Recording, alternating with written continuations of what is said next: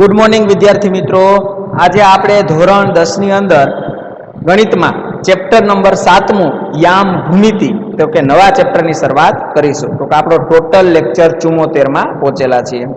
તો કે આપણે કોઈ પણ ચેપ્ટરની જ્યારે નવી શરૂઆત કરીએ છીએ ત્યારે મેં તમને કીધેલું છે કે જે ચેપ્ટર જે ગુજરાતીમાં નામ આપેલું છે ચેપ્ટરનું તેનું આપણને દરેકને અંગ્રેજીમાં શું મિનિંગ થાય છે એનું નામકરણ ખબર હોવી જોઈએ. અંદરનું પછી ના આવડે તો ચાલે, પણ માત્ર ચેપ્ટરનું નામ અંગ્રેજીમાં શું કહેવા માંગે છે એ સ્પેલિંગ સહિત આવડવું જોઈએ. તો કે યામ ભૂમિતિ. યામ ભૂમિતિ એટલે કે કોઓર્ડિનેટ જીઓમેટ્રી. યામને કહેવાય કોઓર્ડિનેટ અને ભૂમિતિ એટલે જીઓમેટ્રી. ચાલો, તો કે લેક્ચરની શરૂઆત પહેલા એક નોંધ આપેલી છે, જોઈએ શું મેં લખેલું છે. નોંધમાં કીધેલું છે કે હવેથી એટલે આ જે ચેપ્ટરથી હવે બાકીના જેટલા ચેપ્ટર છે એની વાત કરે છે. તો કે હવેથી જેટલા પ્રકરણ બાકી છે તે બધામાંથી આ વર્ષે જે દાખલાઓ લાગુ પડેલા છે તે જ વિડીયો લેક્ચરમાં કરાવવામાં આવશે. એટલે કે શિક્ષણ બોર્ડ દ્વારા તમને 30% કોર્સ બાદ કરી દીધો છે. બાકીનો જે કોર્સ પૂછાવાના છે દાખલા, કોઈ પણ ચેપ્ટર આખા બાદ નથી થયા, ચેપ્ટર તો બધા જ આવશે, પણ એમાંથી જે અમુક પૂછાવાના છે એ જ આપણે વિડીયોમાં લેવામાં આવશે. એટલે તમારે પણ મથવું ન પડે કે કયા દાખલા પૂછાય છે ને કયા નહીં. એટલે હવેથી જે ચેપ્ટરના વિડીયો આવશે એ બધા જ દાખલા ગણી લેવાના વિડીયોમાં હોય તે, બરાબર. ચાલો લેક્ચરની શરૂઆત કરીએ. Lecture number 74. પહેલા બેઝિક શરૂઆત કરીએ. તો કે સમતલમાં કોઈ બિંદુનું સ્થાન દર્શાવવા માટે પરસ્પર લંબ યામાક્ષોની જરૂર પડે છે. હવે તમને એમ થાય કે સમતલ, તો સમતલ એટલે તો કોઈ પણ સપાટી જેને લંબાઈ અને પહોળાઈ હોય એને આપણે સમતલ કહી શકાય. એમાં કોઈ પણ જગ્યાએ બિંદુ મૂકો તો કે એનું સ્થાન કઈ બાજુ, કઈ રીતે, ક્યાં ચોક્કસ છે એ વાત કરવી હોય તો તમે એમને ન વાત કરી શકો. એના માટે કંઈક આધારની જરૂર પડે. તો આધાર એટલે શું? તો કે લંબ યામાક્ષો. હવે યામાક્ષો એટલે કોણ? લંબ એટલે તો કે જે બે રેખા વચ્ચે 90 નો ખૂણો બનતો હોય એને કહેવાય એકબીજાને લંબ છે એવું. અથવા તો બીજી રીતે ઓળખવું હોય તો બંને રેખાઓ અંગ્રેજીનો કેપિટલ એલ આકાર બનાવતું હોય તો પણ સમજી શકો કે આ લંબ છે. ચાલો યામાક્ષોની વાત કરેલી છે. યામાક્ષો એટલે શું? તો કે યામાક્ષો એટલે એક્સ અક્ષ અને વાય અક્ષ.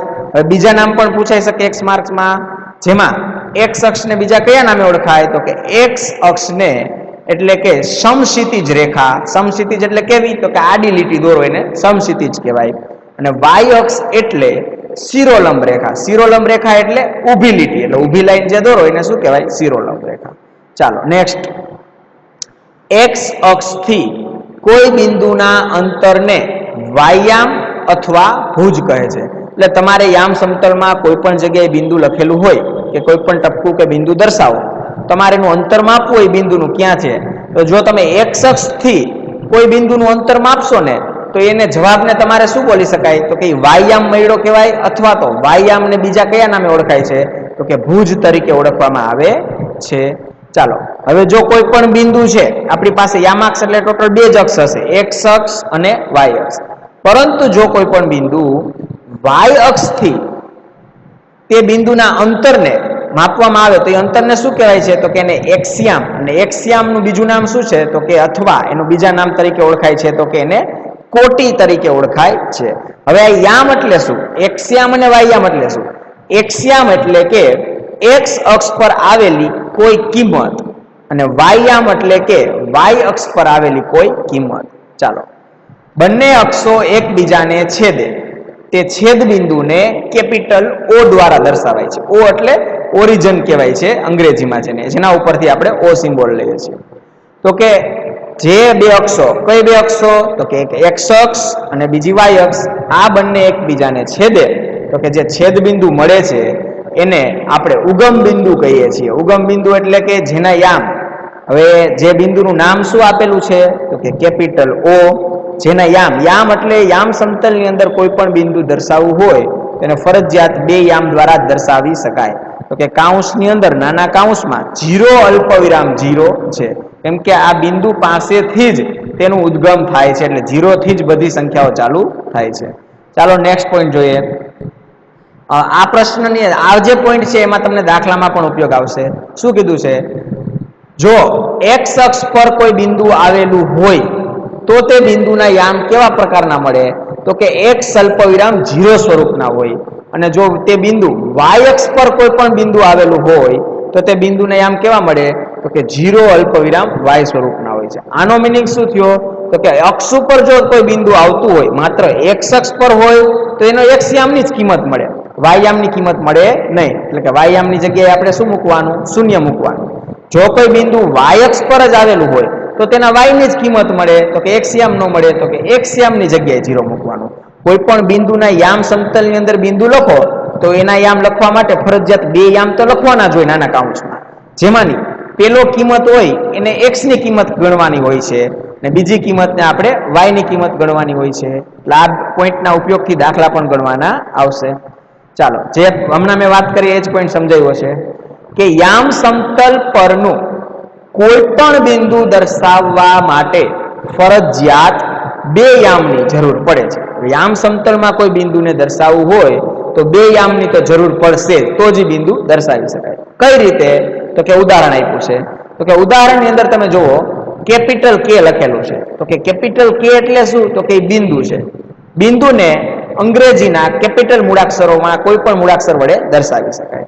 હવે એની બાજુમાં ખાલી K ન હોય, એની બાજુમાં કોઈ એના યામ હોય તો જ બિંદુ મળેલું હોય. તો આપણે યામ એટલે તો કે નાના કાઉન્સની બે સંખ્યાઓ, તો કે જેમાંની પેલી સંખ્યા છે એને x યામ તરીકે સ્વીકારવામાં આવે છે અને અલ્પવિરામ પછીની બીજી સંખ્યાને y યામ તરીકે સ્વીકારવામાં આવે છે.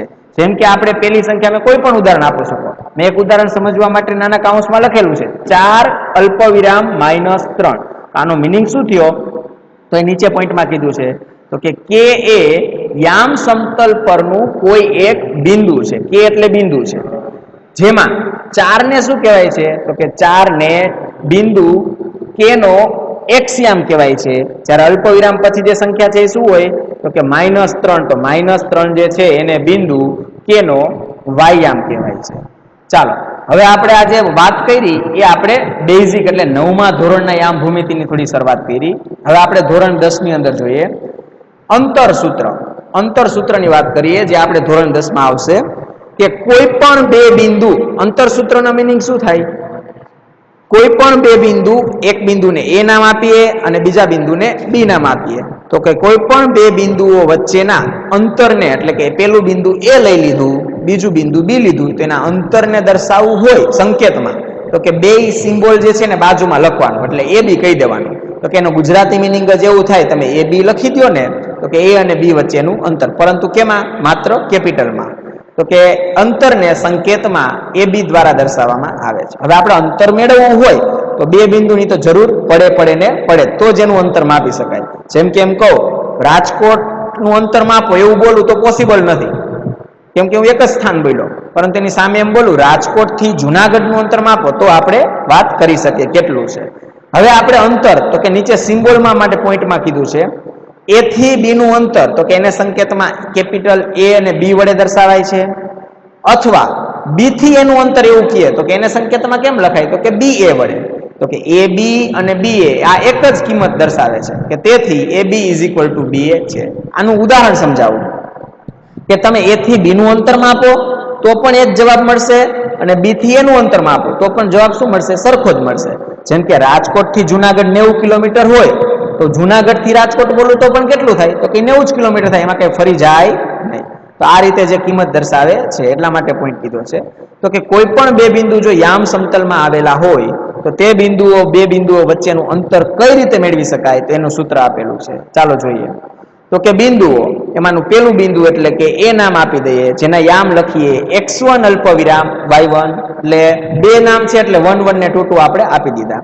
બીજું બિંદુ તો જેના યામ છે x2 અલ્પવિરામ y2, તો કે A અને B વચ્ચેનું અંતર, તો કે આ બે વચ્ચેના અંતરને કેના દ્વારા દર્શાવાય છે? તો કે AB વડે નીચેના સૂત્રથી મેળવવામાં આવે છે. ચાલો આપણે અંતર સૂત્ર યાદ રાખજો, એક માર્ક્સમાં પૂછાય તો પણ આ સૂત્ર લખવાનું છે. આની મદદથી બે બિંદુઓ આપેલા હોય એ વચ્ચેનું અંતર મેળવી શકાશે. તો કે AB બરાબર વર્ગમૂળમાં x1 - x2 આખા કૌંસનો સ્ક્વેર પ્લસ y1 - y2 આખા કૌંસનો સ્ક્વેર. આ x1 x2 y1 y2 શું છે? તો કે તમને જે બે બિંદુ આપેલા છે એ બધાની કિંમત જે ઉપર આપણે લખેલી છે એ ગોતી લેવાની. તો કે આ સૂત્રને શું કહેવાય છે? અંતર સૂત્ર કહેવાય છે.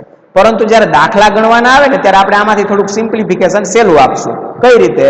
તો કે જો પોઈન્ટ લખાયો છે, પરંતુ દાખલા ગણતી વખતે નીચે મુજબ સૂત્રને વાપરી શકાય. હવે તમારે સૂત્ર જે છે એમાં ફેરફાર, એટલે નવું સૂત્ર નથી બનાવવાનું, પણ એમાં જ ફેરફાર કરવાનો છે. કઈ રીતે? તો કે છેલ્લે પાછો પોઈન્ટ લખાયો છે અને છેલ્લે જે જવાબ તમને મળે તેનું વર્ગમૂળ ફરજિયાત કાઢવાનું રહેશે. તો આપણા સૂત્રમાં ખાલી એ બી જ હતા અંતર સૂત્રમાં, તો કે આપણે જે વર્ગમૂળની નિશાની દરેક સ્ટેપમાં ના કરવી પડે, તો હું શું કરી દઉં, સામે સ્ક્વેર લાગુ પાડી દઉં છું.